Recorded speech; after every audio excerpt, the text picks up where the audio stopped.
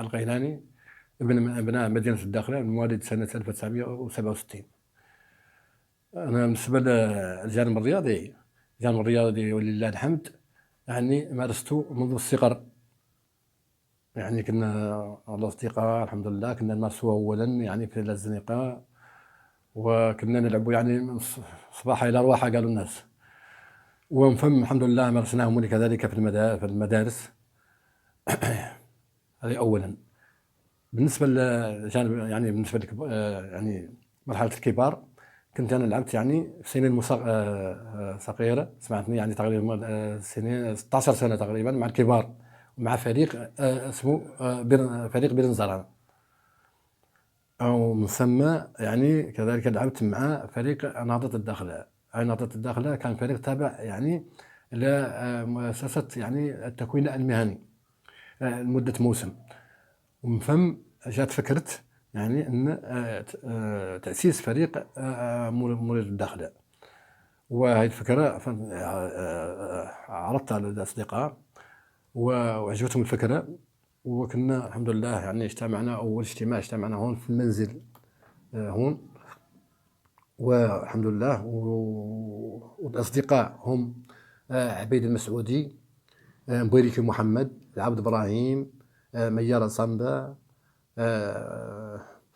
سيدي محمد العبيدي، أبا عند الله، أبا بشري، يعني واللائحة طويلة. ونعتذر عن ذكر باقي الأسماء لأن اللائحة طويلة. إذن تأسس الفريق يعني يوم 27 شهر مارس 1984. تأسيس الفريق مريد الداخلة، لماذا اسمه مولودية الداخلة؟ يعني كلمة مولودية يعني مصدرا من كلمة مولود، يعني شيء جديد. كانت هي الفكرة. لماذا؟ لأن مدينة الداخلة كانت تعيش يعني مستوى كروي عالي جدا، ونحن لا نبالغ في ذلك. لماذا؟ لأنه كان هناك فروق يعني في مستوى عالي، وهذه الفروق يعني على سبيل المثال فريق رجاء وعد الذهب، فريق شباب وعد الذهب، يعني فريق أمل الداخلة، فريق النهضة الذهبية، فريق العمالة، فريق البريد.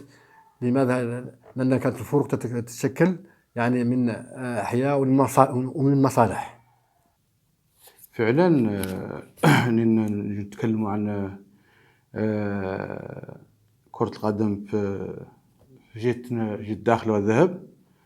نتكلم عن الفريق العريق اللي أسس 1984. المؤسس دياله هو السيد القيلاني إبراهيم، ومن ذنوب نشكروه على مواكبته للفريق من تأسيسه إلى ذلك. الحمد لله هذا شيء كبير. والقيلاني الحمد لله معروف بالأخلاق ديالو الطيبة. قبل أن يكون قاع لاعب كرة قدم الحمد لله معروف متميز في وسط الميدان وغيور على الفريق، وهو الذي كان يجمعنا كاملين صراحة. حتى نقول لك اثنين بينهم خلاف كيجمعوا السي القيلاني ماشي أي مؤسس. قيلاني ماشي مؤسس. قيلاني عنده في المولودية شلون نقول لك، عنده مكانة خاصة يمتاز بها هو. علاه؟ لأن في جميع الوصفات لاعب ممتاز، مؤسس كيصلح بين الناس، قلب أبيض، جدي في العمل ديالو. اليوم حديث على القيلاني إبراهيم المكني ببوهيم لعب سابق في مولودية الداخلة ومن مؤسسين لمولودية الداخلة، وكان لاعب عريق وعنده إمكانيات كبيرة. لو كان ماشي الوقت وهكذا بوهيم ما تلقاش في الداخلة، تلقاه في شي فرقة أخرى كبيرة. هذا وما اللي تلقى بوهيم في واحد البلاصة تكون مناسبة له إن شاء الله. وهو دابا مازال معنا في الفريق، وهو الدعم الكبير للفريق في الأفكار ديالو وفي تخمامه والتجربة ديالو. يعطي تعليمات للفريق هو بعض اللاعبين ولكن دابا ما نتكلموش على اللاعبين الاخرين، نتكلموا عليه هو، كانه البرامج عليه هو، وكانه لاعب قديم ولاعب عنده امكانيه. كان في المولوديه، ودريك حمزات عنده مكانه في المولوديه كبيره بالفكر ديالو وبمشاوره، كتشاوروا معاه كاملين، والحمد لله مازال ما يعطي.